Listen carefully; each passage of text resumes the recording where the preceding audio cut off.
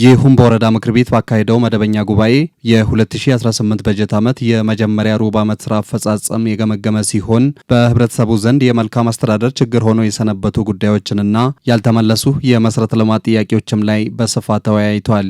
በዚህም ባለፉት 3 ወራት ውስጥ የምክር ቤቱ ቋሚ ኮሚቴ አባላት ክትትል ባደረጉት መሰረት በወረዳው በአንዳንድ ቀበሌያት በህገወጥ መንገድ የሚፈጸም የመሬት ወረራና ከመሬት አስተዳደር ስርዓት ውጪ ለግል ባለሀብቶችና ለማህበራትም የተላለፉ መሬቶች መኖራቸውንም ለይቷል። ይህ ብቻም ሳይሆን በውዝፍ ዕዳ አመላለስ ላይም ክፍተቶች መኖራቸውን አረጋግጠዋል። በተለይም ህገወጥነትን ከማረም አንጻር ከዚህ በፊት የተገመገሙ ነገሮች አሉ። በወረዳችን መሬት አይሸጥም አይለወጥም። ከዚህ ጋር በተያያዘ ድክመቶች አሉ። እነዚህን ቶሎ አርሞ ለምክር ቤቱ አቅጣጫ እንዲያስቀምጥ በትኩረት የታየበት አግባብ አለ። እድል የሚያገኙ ወጣቶች የተሰጣቸውን ብድር አመላለስ በሚመለከት በሩብ ዓመቱ አፈጻጸሙ ዝቅተኛ ነው እንደገመገም ነው። ይህም የሆነበት ምክንያት አፈጻጸሙን ውጤታማ ለማድረግ በሚደረገው እንቅስቃሴ በተለይ የማዳበሪያ እንትን ላይ አርሶ አደሮች ከፍዬ ጨርሻለሁ እኔ ላይ ዕዳ የለኝም በሚል በመረጃ አንዳንድ ቦታ ላይ ክፍተት ስላለ አሟጦ መሰብሰብ ላይ አልተሰራም። ሌላ አስቀድሞ የተጠቀሙ ወጣቶችም ዕዳውን አሟጦ ለመመለስ ፈቃደኛ ባለመሆን ያው አንድ በውዴታ ሁለት በዋስትና በዚህ በእርስ በርስ ዋስትና በመስጠት የገቡትን እንትን በማለት እየቀጠልን ያለነው የመንገድ መሰረተ ልማት ተደራሽነት ጥያቄ በወረዳው ህብረተሰብ ዘንድ እስከ ዛሬ ድረስ እየተነሳ ይገኛል ያሉት የምክር ቤቱ አባላት ከቅርብ ዓመታት ወዲህ በግብርናው ዘርፍ ከተለያዩ ረጂ ድርጅቶች ጋር የተጀመረው ስራ መጠናከር እንዳለበትም በመጠቆም ነገር ግን በወረዳው የመንግስትና የህዝብ ንብረቶችን ለታለመለት ዓላማ ብቻ ከመዋል አኳያ ክፍተቶች መኖራቸውንም አንስተዋል። ከመንገድ መሰረተ ልማት ጋር በተያያዘ አንዳንድ አካባቢ ላይ ጥገናም እንደሚያስፈልግ በክልል ፕሮጀክት የተያዙ መንገዶች አሉ። ከጠበላሁ ብቻ መንገድ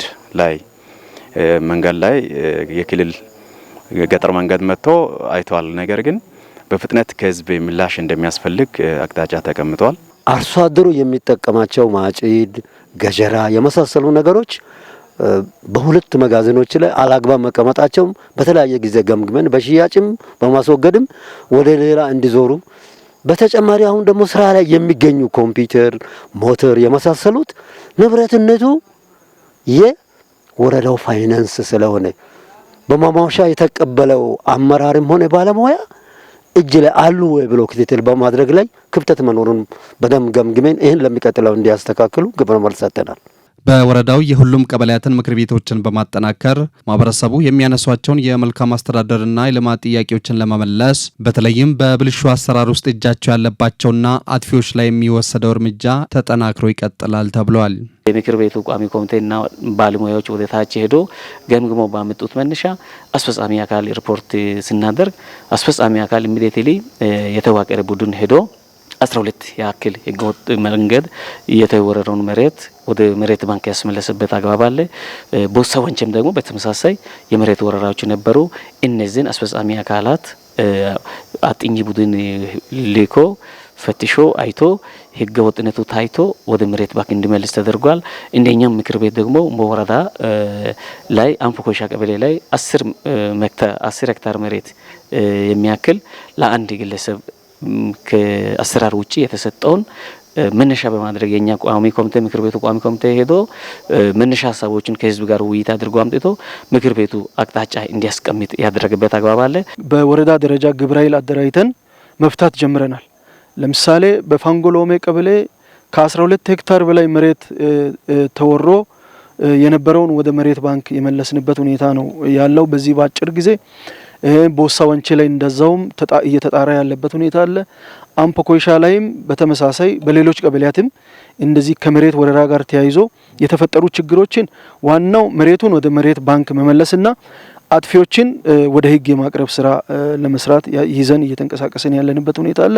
ከመሰረተ ልማት ጥያቄዎች በተጓዳኝ በወረዳው በአንዳንድ ትምህርት ቤቶች የመማር ማስተማር ስራ ከመዳከሙ የተነሳ የተማሪዎች ብሔራዊ ፈተና ውጤት እጅግ ዝቅተኛ መሆኑም ተጠቅሷል።